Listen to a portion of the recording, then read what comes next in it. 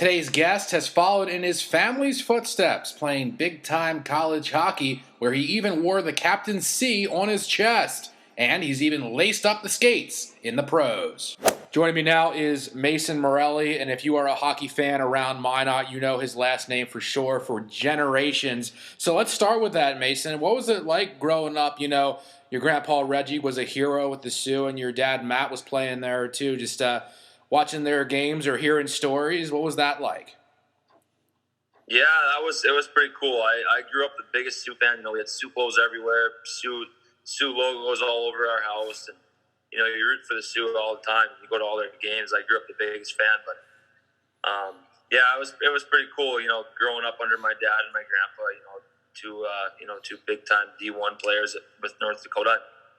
I just remember as a kid that was the best time going to Sioux games. So I'll remember that forever. We did a story about like the different generations of Morellis for the news a little while back, and that gave you guys a chance to look back at the old 1959 footage because you were nice enough to share it with us to put it on for that story.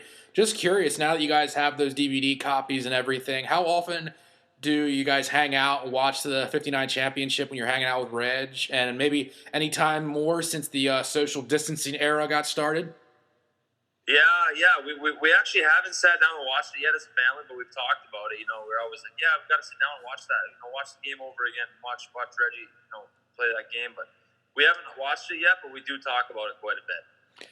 Reggie and Matt were kind of saying like the different ideas that they had for the kind of player that they've seen you become and how they wanted to play in their own careers. Like your grandpa was saying, you got to study the good guys' moves and just work hard, and he's seen a lot of that in you. How does it make you feel to like hear that from a legend like your grandpa? Yeah, I mean, it definitely means a lot. My grandpa and my dad, they understand the game and they get it. They played it the right way, and like I said, growing up under them, meant a lot to me because they'd give me, they'd help me out all the time. Give me pointers, help me in the right direction. How to get better at this area of the game, how to get better there. Yeah, that's something that I never really take for granted. You had some playing experience with the Minot Tauros here, and recently they did like a throwback jersey hoodie sale, and one of them had Morelli on the back of it. Just wondering if you're getting any royalties off of that or not. No, I better talk to Marty Murray. He's kind of jipping me on that. Well, he skipped town, so he just got to the Falls Stampede. First, how did it help your development to jump from juniors to a D1 program, and just give me your thoughts about being coached by Marty as he makes that career move to the USHL. Yeah, I was really, really, really fired up to hear that about Marty. My whole family and I were really excited for him, and we support him with that decision, and I think it's going to be really good for him. And Marty gave me a lot of opportunity when I was transitioning into the Tauros. To this day, he's one of my favorite coaches, and I've learned a lot from him, and I'm grateful that he helped me out. My earlier on in my career, and he gave me a lot of opportunity, taught me a lot. So yeah, to that I'm thankful for. And Marty, yeah, nothing but good things to say about Marty. So how come you ended up making the left turn and going to Nebraska Omaha instead of the family school in North Dakota? Yeah, well, I mean, Dean Blaze was coaching there at the time, and he knew my grandpa Reggie pretty well, and and he knew my dad a little bit too, and they kind of said, they'd be comfortable if I went down and played for him there. He's a good coach. He's been around. He knows he knows how to win. And at the time, Nebraska Omaha was a little more interested in me, so I kind of thought that I'd go somewhere where they wanted me, and I felt like I'd be a bigger part of their team. And nothing against North Dakota, but I just thought Omaha was a better fit, and I'm really glad I went there. What kind of opportunity did they give you right away there? Blazer, he made me earn my dues. When I came in as a freshman, I was in and out of the lineup all the time. I was a lower end guy, but all I wanted to do was work hard and get better. I didn't expect anything. I just tried to learn from the older guys. Like I was lucky enough to play with, Jake Gensel and Austin Ortega and a couple other big time guys that made some big noise in college and even pros. So to learn from those guys was pretty cool, and it kind of helped shape me into not only a hockey player but a man, the stuff you have to handle with off the ice. Jay Gensel's been a thorn in our side as Flyers fans out in PA, but yeah, great to have that success story. What's kind of been the household rivalry for you guys? You just give each other a bunch of crap or whatever. I know, like, you kind of wrapped up your college career in Forks. So, I mean, what was that like? And just over the years, maybe the whole bumping heads of Omaha versus North Dakota? Yeah, it was fun though. I mean, that was a really enthusiastic and emotional rivalry we had with North Dakota, and it showed every game. It was competitive, physical, hard hitting, chippy games. But I mean, when you go up to the Ralph and play, and then when they come down and play you in Omaha, it's a hostile environment, and that's what we wanted. It's fun. It's fun doing that, and that's the stuff you remember. Before you got to that point, you had some adversity when it comes to recovering from a torn ACL. What was the toughest part of that, physically or mentally, and how were you better for it once that was finally over? Yeah, definitely a curveball there thrown to me, but I think helped get me a little more mentally stronger. Gave me a lot of time to reflect on things outside of hockey and focus on my rehab. And I told myself when I come back, I want to be ahead of where I was when it happened. So I just told myself I got to work hard at rehab and PT and all that stuff. And I think I'm good to say that my leg is healthy and just as strong as my other one. And if you want to come back from a big injury like that, you have to do that. You have to work hard, get your PT dialed in, and get it healthy. After that, you were named captain of the Mavericks. How much maybe did the team players and coaches kind of see how hard you worked on the ACL side, and what kind of leadership did you give them to be considered the captain? Yeah, I mean, I wasn't really going into it expecting that at all. It was kind of when our coach in Omaha announced it to me. I felt pretty honored, but I was just trying to. I was, like you said at the time, I was kind of on my own page because I had to do a bunch of rehab and physical therapy and really get dialed in for the season. But I just tried to be a good role model for my teammates. Show them to work hard, what it takes. Try to be a good leader for them. And I was lucky and I'm fortunate enough that I got to wear the C, and not a day went by where I hated it because I loved every day. Any kind of specific stories where like you maybe had to hem the guys in a little bit, or any big speech moments during your captaincy? None that really come to the top of my head. A few times you got to get on some guys. You got to put them in their place a little bit, but that kind of stays in the locker room. But yeah, nothing really crazy. It stays in the locker room even when like all the careers are over, or like maybe when they produce like the last dance of UNO or what? Yeah, that's right. Only when the last dance comes out. Ask you when your dad and Reggie's age and stuff, and maybe we'll get something out of you. Yeah, then you can BS about it over a couple drinks with your buddies. There you go. Perfect. So when we did the last story with Reggie and Matt, Reggie was talking about how he wins the championship and the tournament most outstanding player in 1959. Like he didn't bring it up. I asked him about it, and he says just the experience of being a college hockey player and still like keeping in touch and like people recognizing you for what you did even years and years later. He said it still feels like you have your skates on even now. Just with that in mind, how much pride do you take in being part of this college hockey player fraternity going forward? Yeah, I definitely know what he means when he says it feels like you're still your skates on. Because whenever I talk about it, with my family, friends, buddies, it's like it takes you back right there, right then, and you just remember all the good times you had. And it is a fraternity, and it's an exclusive one. We feel lucky to be a part of. You just meet so many good guys, so many quality people along the way that it's a small window of your life, but it means a lot. It's things that you'll take with you to your deathbed, and that's something that I loved every day, and I do to this day. How fortunate did you feel like to have that last year after your recovery to have even more college hockey experience? And when you first stepped on the ice skating around after that injury, were you nervous at all or did it feel shaky? Mentally at all, coming back, being worried about getting hurt again? It was probably the biggest thing was probably just mentally a little bit. My knee felt pretty strong. I took it slow. Obviously, I took baby steps, but I think the biggest thing was just sharpening up my mental side and trusting that it's healed and it's healthy. And obviously it was a little emotional, stepping on the ice for the first time after a while, but. Yeah, I think it was just the biggest thing was getting over that hump mentally, and once I felt real good.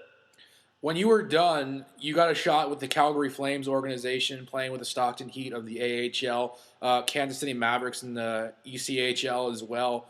Towards the end of the season, what was like the contact first like getting in touch with pro opportunities?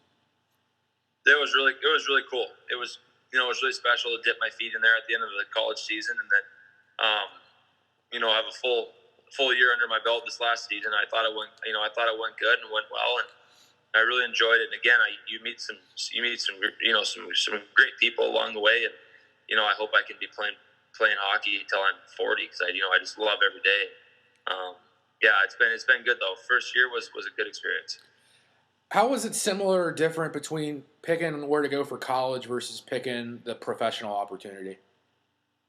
Well, I don't know. I mean, I think unless you're a superstar, it's a little different. As a superstar, you get to pick wherever they want to go because everyone wants them. But in college, you might only be offered a scholarship to a couple teams, so you kind of got to weigh out the options, per college. But I mean, I guess it's a little bit of the same in pro. I mean, it has its pros and cons for both. But I mean, pros, you kind of if one team gives you a chance, no one else really does. You're you're going there. You're going to go whoever gives you a chance. But I mean, I guess it's the same. In a roundabout way, it's kind of the same. But pros is a business. They really invest their money into you, and if they're not happy with you, you can get traded, cut, sent down. There's a lot of things that can happen. You sign college. You're usually with them for 4 years, unless you transfer or something, the odd case, but. With college, usually you're there for 4 years and you don't get traded or anything. So yeah, it's different. There's some similarities and some of it's different. Is it fair to say that you maybe felt more pressure starting in the pros versus maybe your first time like getting an opportunity in college? Yeah, I would say so. Yeah, for sure. How was it like making the jump of just playing against grown men compared to just college players? Yeah, that's definitely sometimes you play against guys that are 10 years older than you. And it's a little different, because they've been around the block, they're veterans. But, I mean, and at the same time, everyone's fighting for a job. At that level, like that's your job. You're providing for your family with that money. So, I mean, it's all business. There's no messing around. So yeah, it's just a little more mature and a little more professional when you move up. Both you and Marty Murray, who we were talking about earlier, played in the Flames system. Just wondering from your perspective nowadays, I mean, what kind of hockey fan base were you playing in front of when you were with Stockton and, KC and stuff? Yeah, I mean, the fans in KC were a lot better than they were in Stockton. Really? When I was down with KC for that bit, their home crowd they sold out pretty good. Like they had a lot of fans come to the games, and it was a fun environment to play in. Stockton's wasn't quite as good. It was pretty good, but the building wasn't full. But it was still decent. Like there's still some people down there that really enjoy hockey and would go there and be rowdy and enjoy it. But just a little different. It's different wherever you go. Sometimes some teams you go, some places you go play, it could be sold out. The next night you go play a different rink and there's 25% capacity. So it's always different. So then, like I guess the market size of the town just trumps even like the level of play, like AHL in Stockton versus the EC in Kansas City, I suppose. Well, no, I would say the level the level trumps the. Well, I'm saying you're talking about like the fan base being like fuller and more there in Kansas City compared to Stockton. Yeah, definitely, but that's kind of a unique case. Usually, it's not like that. Okay. When you were there for the cup of coffee there with the Kansas City Mavericks, it's funny you go from Omaha to the Kansas City Mavericks. I've been there a time or two to Kansas City. It's a fun town. Do you get a chance at all to explore like the food and hangout spots down there? Yeah, a little bit. I mean, I got to experience downtown, Power and Light District, for whoever's familiar with that area. The Power and Light District is a good time. I didn't really get to experience much of the barbecue. I've heard the barbecue food there is like top of the world, like some of the best in the country. But yeah, I didn't get to experience too much. I mean, you just get wrapped up and you're so busy with hockey. I got my cheap food and drink souvenirs out of there when I went down. I went to Arthur Bryant's barbecue, and that was fantastic. A little bit outside of like the main drag of Kansas City. When I was at Power and Light, we went to Leinenkugel's, and you could fill out, buy 2 drinks, and I have the inflatable canoe. It's like the centerpiece of my bachelor pad kitchen table right now. So that's got a couple awesome. got a couple good things going. And the next time when you do get down there, you have to try out, if you haven't gotten the chance to, the Blue Line Hockey Bar. That's pretty Okay. sweet. They got a couple like bubble tables in the back end of it. Fun time. NHL Network is on all the time. So much like gear and memorabilia, and it also, like if you're the ground level or ice level anywhere, whether it's the Mesa or any rink, it has like that, like the Zamboni ice smell to it. Yeah. And yeah, so it's a pretty authentic experience, and I would definitely recommend it to anybody. And Right Kansas on. City, I'll try that. yeah, for sure. So now that you've had your experience playing in the minor leagues for a substantial amount of time in a season or a part of it, what would it mean for you to make the show eventually? Yeah, obviously that's every kid's little dream who plays hockey, but yeah, to achieve that would be, that would be something special. It'd be hard to put into words. That's what I'm working for every single day, and that's what a lot of people are working for every single day. It's a very competitive profession, but I mean, I sure hope one day I get my chance, because that would just make all the years, all the grind, blood, sweat, and tears worth it. So yeah, that's what I'm working for. When you're aspiring for that, has it felt any different from the point of having the boyhood dream to playing in juniors to playing in college and then like the lower pro levels? Has it felt different at all throughout the course of your life? What would it mean to play in the NHL? I mean, not really. You still have that burn, that desire just to, you really want it. You want to do that, and as you get a little closer, you almost get a little hungrier. So yeah, I hope one day, real bad. So right now, you're awaiting your next professional deal, opportunity, what have you. When you're hanging out in Minot right now, what's kind of the workout plan? Well, I mean, under these unique circumstances, I'm trying to stay active. Get outside, rollerblade, skate, or bike. Walking, anything to kind of keep my heart rate up a little bit. Try to get some sweats in. It's just hard because a lot of gyms aren't open. Mesa's closed. It's really tough when Mesa's closed. You can't even skate. I haven't taken this long of a break of skating since I was 4. So being withheld from the ice is kind of tough. But yeah, I mean, over the summer I just want to work on my speed and get stronger and quicker and improving for next year. What about just like the league stoppages? Did that affect you at all? A little bit, yeah. It definitely did. I mean, it affected a lot of people. I wasn't the only one, but so that's why, yeah. Like I said there, I'm kind of, a lot of people are up in the air, a little unknown. So I'm trying to figure it out and hopefully get on track, get on board for next year. We brought it back to you working out here in Minot again, and you brought it up yourself, just having this time off for the first time in a long time when it comes to skating. Kind of relates to, I mean, what would you say is the good things about being a part of the Minot grassroots hockey programs, given like where you've been able to take it, your career based on starting here in Minot? Yeah. I feel pretty lucky and pretty grateful to grow up in this community, because I think there's a lot of hockey lovers here. And, with Mesa, it's a great building, great facility, and skating on there every day growing up. That and the all season, you get hockey, you get treated pretty well here, especially now with the Pepsi rink. These kids have it made, but growing up at the Mesa in the all seasons, you just fall in love with it. And it's the workers there were always great, and yeah, it was a fun environment to be in. Another experience that I could just tell that you're a hockey player was when you threw out the first pitch of the Sabre Dogs game the other summer. What happened there, man? Was it you airmailed it, didn't you?